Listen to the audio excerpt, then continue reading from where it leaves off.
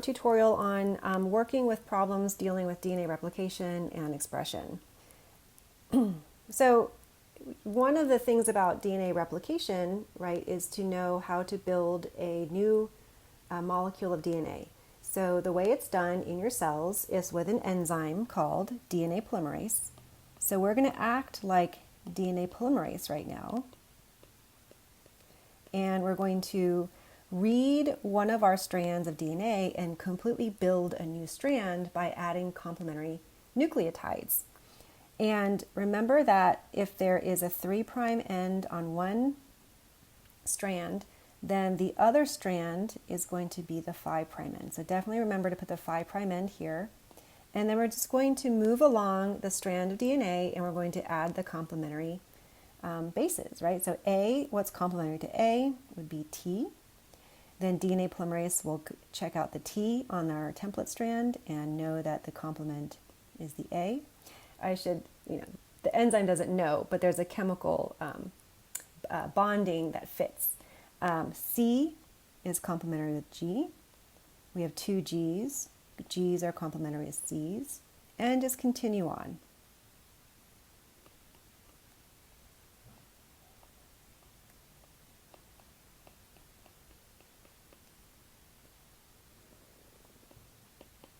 And we're going to finish up by putting our 3' end on the other side, right? So remember this is called an anti-parallel arrangement. Anti-parallel arrangement of DNA. And we've now completed a new strand of DNA. Okay, so this is DNA replication, and this happens when the cell wants to make a copy of itself. So when one cell is going to split, right, it divides into two cells. Each new cell requires a complete set of DNA, and that's when you would have the DNA being replicated. All right, let's move on to transcription and translation. So this is DNA expression, right? So we want to access the information on our DNA, and we're going to create a protein. The two steps is transcription is the first step, and translation is the second step. So here is a strand of DNA that's going to be our template strand, right? And remember that the enzyme that does this is going to be RNA polymerase. So DNA polymerase makes DNA in replication, and RNA polymerase makes RNA in transcription.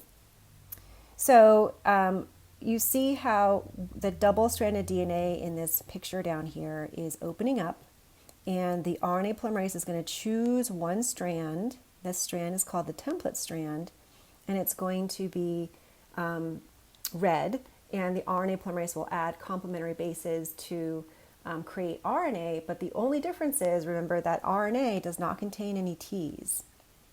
We have to substitute, so no thymines, we have to sub a U, or uracil, okay?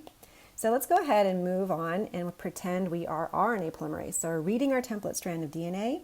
We're going to go ahead and it's complementary, so it's the same thing as our DNA. CC, so complementary to C's are G's, that's the same.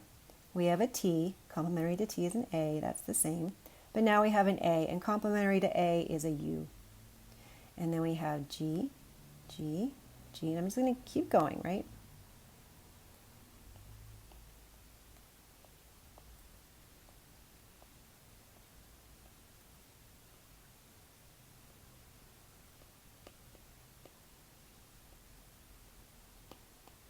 All right, so there is our RNA.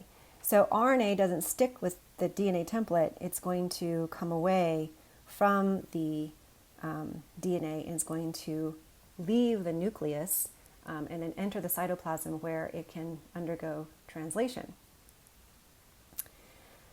So here's the answer, right? This is what we just did. And the transcription is now complete. Let's process our RNA. Remember, RNA needs to be processed before it leaves the nucleus. What are these 3 steps in RNA processing? Okay, so let's just list them. So we can see a little hint here, right? So transcription, we just did a transcription. We made our pre-messenger RNA. We need to process to make our fully mature messenger RNA. So the first thing that we do is we put on a 5' guanine cap. Okay, so this is just a guanine at the 5' end. Sometimes this is just called a G cap. And then on the other end, on the 3' end, we're going to put a poly A tail. And this poly A tail is just a bunch of adenines, a lot of A's in a row at the 3' end. So the reason for these two things is that RNA is digested once it leaves the nucleus and it's in the cytoplasm. So this is going to protect the messenger RNA from getting degraded. So from degradation. Okay. Our last processing step is to splice introns out. So remember I mentioned that introns go in the trash. So introns go in the trash. Introns are little segments that do not code for the protein that the cell is trying to make. And the other parts that are going to be expressed are exons. So exons are put together, right? And another way to remember this is exons are expressed. They have the same, exons are expressed. All right, so we're done with our RNA processing. Now the RNA, the messenger RNA, can leave the nucleus and go into the cytoplasm for translation.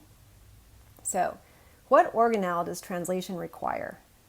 So protein synthesis is done on ribosomes, so we need ribosomes to translate our mRNA. How do you read messenger RNA? So this is our codons, right? We read messenger RNA in groups of 3 nucleotides, which is a codon. What is the role of transfer RNA? So this is an image from the textbook. Transfer RNA is a molecule of RNA that has a role in recognizing the codons and then bringing the correct amino acid to the messenger RNA, right? So transfer RNA can recognize codons of the messenger RNA. Okay, and that's one thing that you need to remember. When we talk about codons, we're talking about messenger RNA. Codons are found on the messenger RNA. And the reason why they can recognize the codons on messenger RNA is because they have anticodons. They have the complement on their molecule. So if you look here, right, the codon is AUG in pink. This is our codon. And the anticodon is going to be in green. It's on the transfer RNA molecule.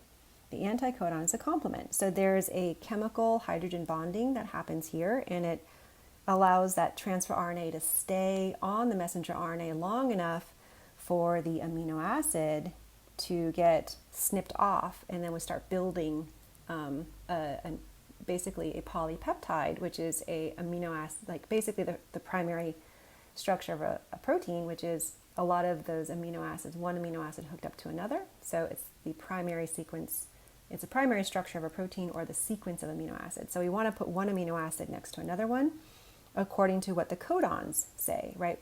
The codons will tell you what amino acid goes next to each other. So the role of transfer RNA is to, number 1, recognize the codons with their anticodons, and then number 2 is to bring the amino acid, I'm going to abbreviate amino acid, bring the correct amino acid, little a, to the ribosome. Okay? Where do you start translation and how do you stop translation? Well, you always start translation at the start codon. Okay? There is always a signal to start the process, and that's our start codon. And how do you stop? Well, there's a stop codon. Actually, there's 3 stop codons, right? So a start codon also codes for methionine. So you're always going to see methionine first.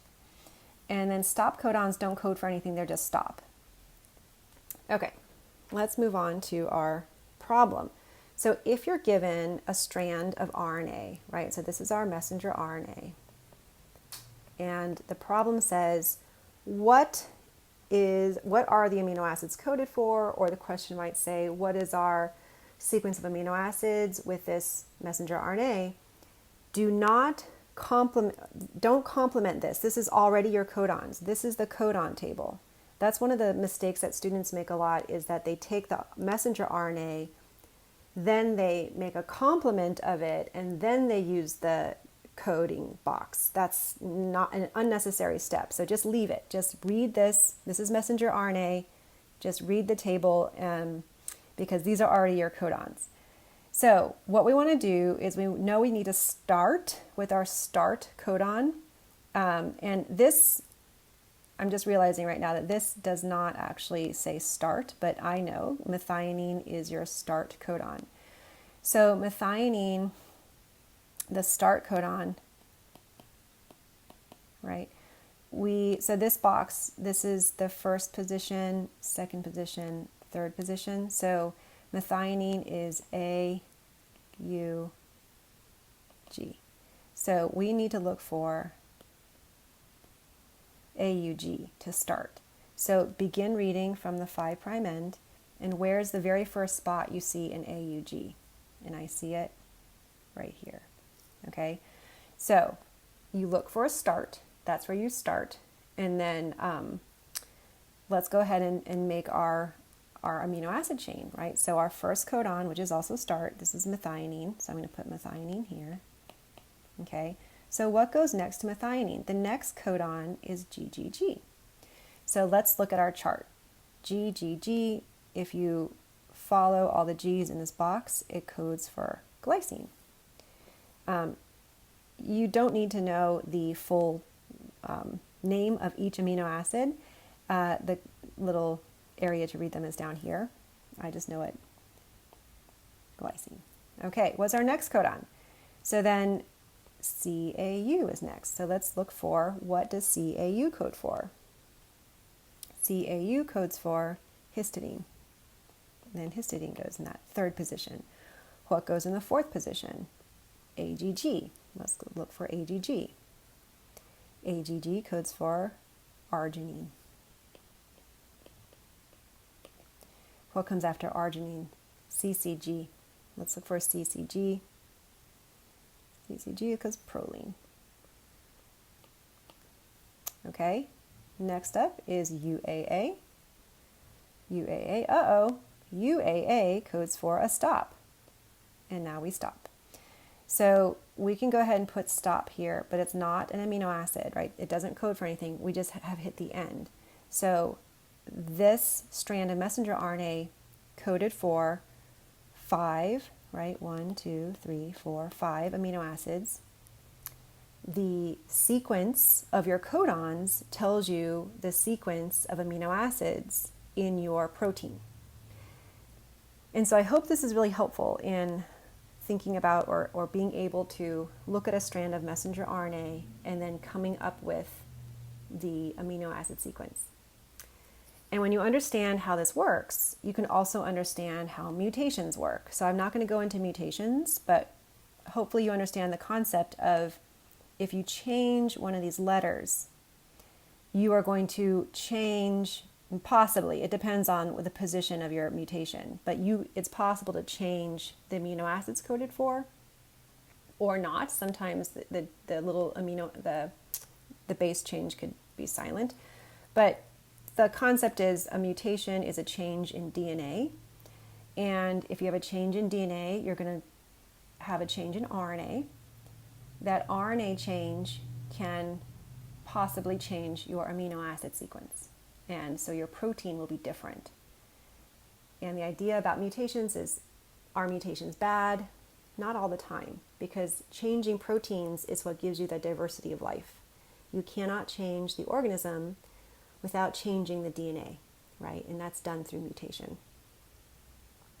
All right, that completes our little tutorial. Hope this helped.